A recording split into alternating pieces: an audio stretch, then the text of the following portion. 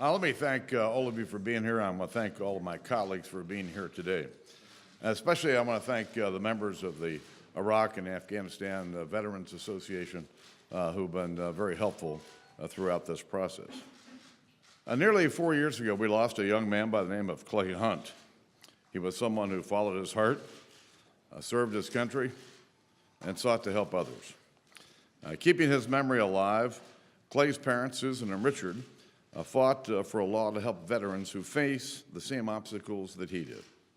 In doing so, they brought to light the tragic epidemic and reminded us of some solemn obligations. So in a few minutes, we'll sign H.R. 203, the Clay Hunt Suicide Prevention Act for American veterans. And with that, I'd like to ask Susan to say a few words. Mr. Speaker, thank you so much. Thank you for your leadership and for making the SAVE Act one of the first priorities of this new Congress.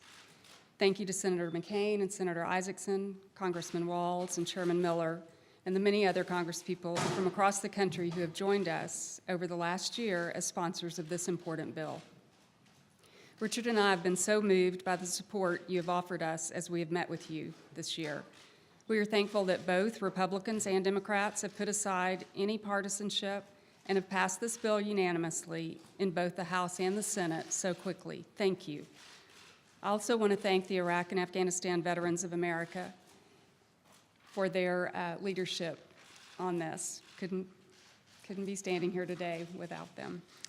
IVA members have called and emailed their congresspeople nonstop and have told their stories, even the painful stories, to make sure the country knows how important mental health care is for the vets who make it home from these wars. This is a day of mixed emotions for us.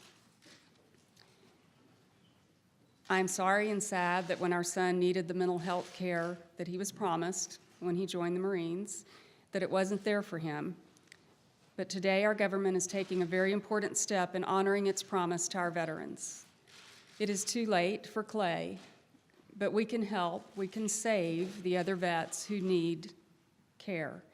I know a lot of vets will be seeing news coverage about the bill this week, and that is good news.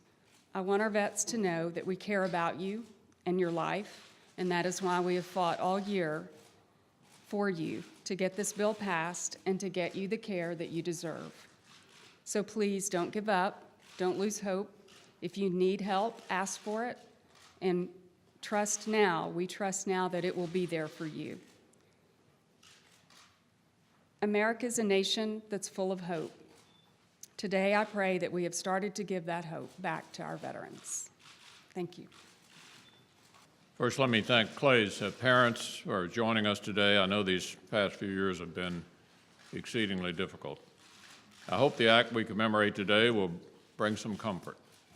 I hope it serves as a reminder that the tragic loss of veterans like your son did not go unnoticed by the nation they served. We know our country has a duty to provide quality care to our heroes, and bills like this one help extend a helping hand when our veterans need it most. It's legislation every American can celebrate, regardless of party, so we hope the President will sign it quickly. And we thank the many members of Congress who worked so hard to pass it. At the top of the list in the Senate are two Johns, John McCain and Johnny Isaacson. Senator McCain understands the needs of veterans better than just about anyone. That's why he first introduced this bill last Congress. That's why he continued to champion it in the new Congress as well. Senator Isaacson shares Senator McCain's advocacy for the act before us today. As the Senate's Veterans Committee chairman, he made it a top priority this year. It was the first item Chairman Isaacson's committee considered and the first item that it passed. And Senator Byrd deserves our recognition too. He worked diligently to make a day like today possible. On the Senate floor, there wasn't a single vote against this bill. I think that says a lot about the heroes who protect us, the veterans who will soon benefit, and the legacy of Clay's memory and the power of his parents' advocacy. Chairman Miller. As we gather today to sign this legislation to send it to the White House, I think it is incumbent upon us all to remember that this is just the beginning as we send our men and women to war, to the battlefield, many times they return with wounds that are not seen. And if one veteran cries out and it is not helped, then we have not done our job. To the Selkies, you have our love, our admiration, and thanks for your son giving the ultimate sacrifice for the people of this country. And now there's more work to be done. Mr. Speaker, Leader McConnell, thank you for holding this ceremony to celebrate the passage of the Clay Hunt Suicide Prevention for American Veterans Act. We wouldn't be here today if it were not the efforts of Ms. Selke. Thank you, Ms. Selke. Mr. Selke, thank you. She worked tirelessly to advance this issue and raise awareness of the need to enhance suicide prevention resources for our men and women in uniform. I want to thank Chairman Isaacson, Senator Blumenthal, Senator Burr, Senator Chairman Miller, and Congressman Waltz for their leadership in getting this legislation passed so quickly through the new Congress. The bill we celebrate today honors the life of Clay Hunt, a Purple Heart recipient who served our country in Iraq and Afghanistan, and after returning home under the grip of post-traumatic stress disorder, took his life in May 2011.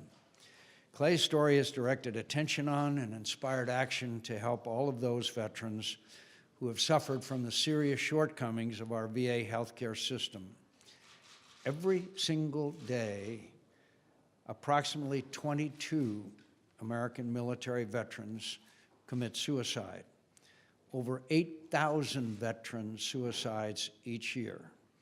These heartbreaking facts and Clay's own story clearly underscore the mismanagement of suicide prevention resources and mental health care treatment by the Department of Defense and the VA. They also indicate the need for significant reform, while this legislation begins to act by enhancing existing veteran suicide programs and offering new resources to help veterans receive the support and care that they so desperately need. As a nation, we have a solemn responsibility to provide veterans access to the best mental health care programs available so that they can fully recover and return to civilian life here at home. We still have a long, long way to go to reduce the rate of suicide amongst our veterans, but this bill is an important step forward in fulfilling our promise to the men and women who have sacrificed on our behalf and to whom we are forever indebted. All of us, politicians and press, are here today because of people like Clay Hunt, who volunteered, risked their lives, served their country for the liberty and freedom that we try and perpetuate and that you report on. It's only appropriate today that we pass the Clay Hunt Suicide Prevention Bill to see to it that we fulfill the promise back to our soldiers they unselfishly gave to us. And to Susan Selke and Mr. Selke, we would not be here today were it not for your passion to remind us of the importance of seeing to it our veterans receive the promise that we made to them when they volunteered. And it's also, I think, appropriate that you're not looking at Republicans and Democrats today. You're looking at Americans who appreciate what one American soldier did for all of us and the mental health he deserved to have gotten and did not get from the VA.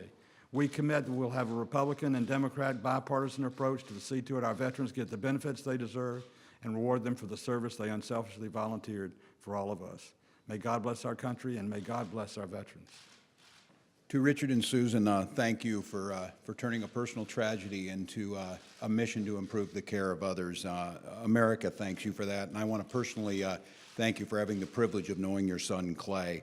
To Speaker Boehner and Leader McConnell, thank you. You had a choice to bring this bill up. The promise was made to do so and to pass it, and that promise was made and that promise was kept. That goes to the heart of what this piece of legislation is towards our veterans. To Senator McCain, Isaacson, Blumenthal, and Byrd, thank you for making the commitment to make this a top priority. And to my friend and our chairman, Jeff Miller, who has been a tireless advocate for veterans. And I say that as a colleague and as a friend, but maybe as importantly as a veteran. I'm glad you're there. I'm glad you're at the helm to make that happen. This commitment to our veterans, you heard it spoken so eloquently, but I thought today it was in stark stark relief for me. I spent the day out at Annapolis with some of our midshipmen, those brave women and men who are in their final year, and they're our best and brightest, and they are ready to do what this nation asks of them. It brings you back with a resolve that this generation is prepared to do what every generation of Americans has before. Go forward to protect our liberties, go forward to protect those less fortunate, and go forward to make sure that the world has a chance for freedom to thrive. And our responsibility is to make sure that comes at a price. It comes at a price in loss of life, and it comes at a price to their mental health. And this piece of legislation said this nation cannot afford to turn our backs on those warriors. We cannot afford to lose any more Clay Hunts. These are our best and brightest. These are our future leaders. These are our future business leaders. These are our future governors, members of Congress, and presidents. And for us to do everything we possibly can is a way that we honor their service. So I want to thank my colleagues that are here today, thank them for their commitment, and I think I would echo what you heard again from many of my colleagues and Chairman Miller. Today is the beginning of a journey that will not end until we make sure every veteran receives the care that they were promised.